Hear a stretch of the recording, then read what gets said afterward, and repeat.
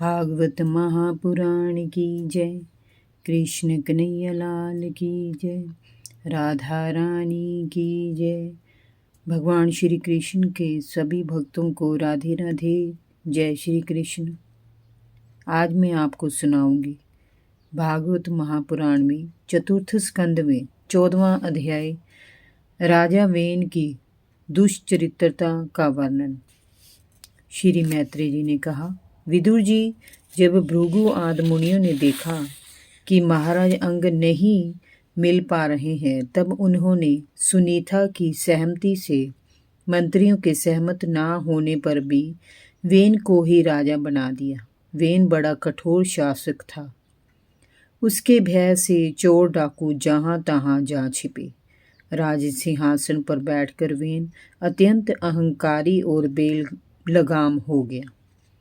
अभिमानवश वह महापुरुषों और विद्वानों का अपमान कर दिया करता था। ऐश्वर्य और भोग विलास ने उसे अंधा कर दिया था। वह निरंकुश होकर शासन करता था। उसे किसी की परवाह नहीं थी। उसने अपने राज्य में ढिंढोरा पिटवा कर धर्म कर्म बंद करा दिए थे।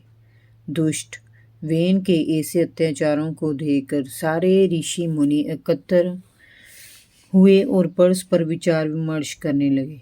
हमने प्रजा के मध्य फैली अराजकता को देखकर ही सुनीता की कोख से जन्मे इस दुष्ट वेन को राजा बनाया था, किंतु ये तो हमें ही परेशान कर रहे हैं। ये तो सांप को दूध पिलाने जैसी स्थिति हो गई है।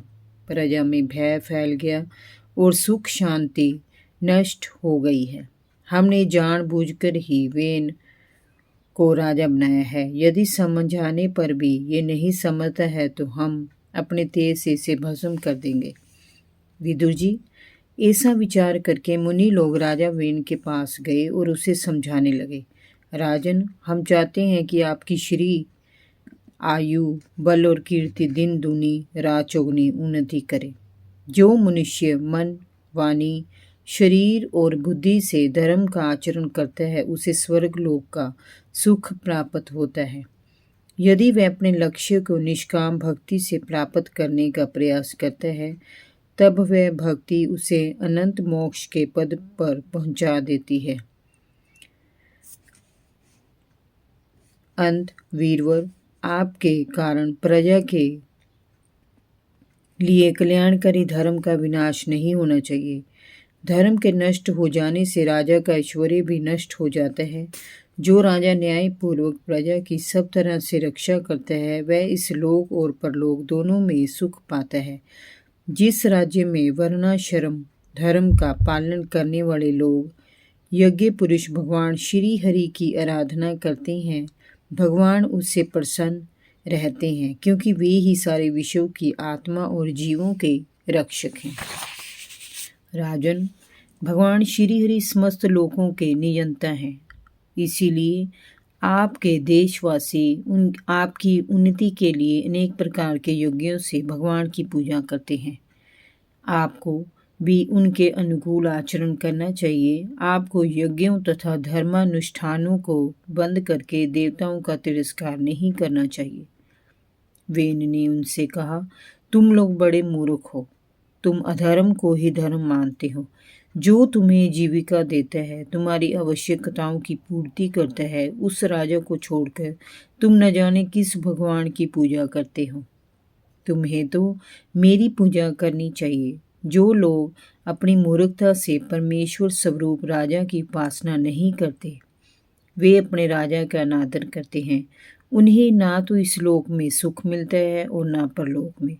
तुम जिसके प्रति भक्ति रखते हो, वह योग्य पुरुष कौन है? ये तो ऐसा ही है जैसे उल्टा और दुष्चरित्र स्त्रियां अपने पतियों से प्रेम ना करके पर पुरुषों से प्रेम करती हैं। विष्णु, ब्रह्मा, महादेव, इंद्र, वायु, यम, सूर्य, मेघ, कुबेर, चंद्रमा, पृथ्वी, अग्नि और वरुण आदि जितने भी देवता हैं, वे सभी राजा के शरीर में ही निवास करते हैं। इसीलिए राजा सभी देवताओं के समान होता है और देवगण उसी के अंश होते हैं। अंत मूर्ख ब्राह्मणों, तुम द्वेष छोड़कर अपने सभी कर्मों से मेरा ही पूजन करो और मुझे ही यज्ञ भाग दो। भला मेरे सिवाय ऐसा कौन है जो अग्र पूजा का अधिकारी हो सकता है। श्री मैत्रेय जी ने कहा, विदुर जी, इस प्रकार विपरीत बुद्धि होने के कारण वह राजा वेन अत्यंत कुमार्गी और पापी हो गया। उसका पुण्य क्षीण हो गया। उसने मुनियों की बातों का परिहास उड़ाते हुए उन्हें मूर्ख तक कहा। जब मुनियों ने देखा कि राजा वेन पर उनकी बातों का कोई प्रभाव नहीं हुआ तो वे मुनि क्रोधित हो उठे। वे उस पर अत्यंत कुपित होकर उसके पास से लौट आए। तब मुनियों ने उसे मार डालने का निश्चय किया, क्योंकि यदि ये जीवित रहा तो धर्म का विनाश होगा और चारों तरफ अधर्म का बोलबाला हो जाएगा। ये दुराचारी राज्य सिंहासन के कतई योग्य नहीं है, क्योंकि यह निर्लज पापी यज्ञ पुरुष श्री हरि की निंदा करता है, जिसकी कृपा से इसे ऐश्वर्य प्राप्त हुआ है। ये उसी की निंदा कर रहा है। तब उन मुनियों ने अपनी मंत्र शक्ति से राजा वेन की हत्या कर दी। वेन की माता सुनीता अपने पुत्र की मृत्यु पर शोकाकुल होकर उसकी मृत देह पर गिरकर विलाप करने लगी। एक दिन की बात है, विदुर जी, वे सभी मुनिगण सरस्वती नदी के तट पर पवित्र जल में स्नान करके बैठे थे और यज्ञ से निवृत्त होकर हरि चर्चा में लीन थे। तभी उन्हें देश में अराजकता फैल जाने के खबर सुनाई देने लगे। उन्होंने देखा कि बहुत से सशस्त्र लुटेरे उनकी ओर दौड़े चले आ रहे हैं, किंतु उन्हें रोकने की सामर्थ्य होते हुए भी हिंसा ना करने की दृष्टि से उन्होंने उन्हें नहीं रोका। वहां से हटकर वे राजभवन जा पहुंचे।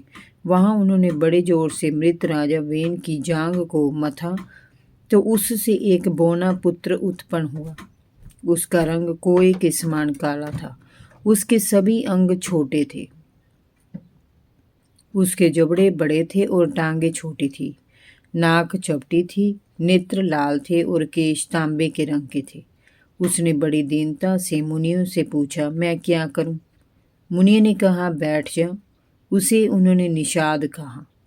उसने जन्म लेते ही राजा के सारे पापों को अपने ऊपर ले लिया। इससे उसके वंशधर भी लूटपाट, हिंसा और पाप कर्मों में रत रहने लगे तथा ग्राम नगरों में ना रहकर वे जंगलों में रहने चले गए। जय जय श्री राधे। भागवत महापुराण की जय। कृष्ण कन्हैया लाल की जय। राधा रानी की जय।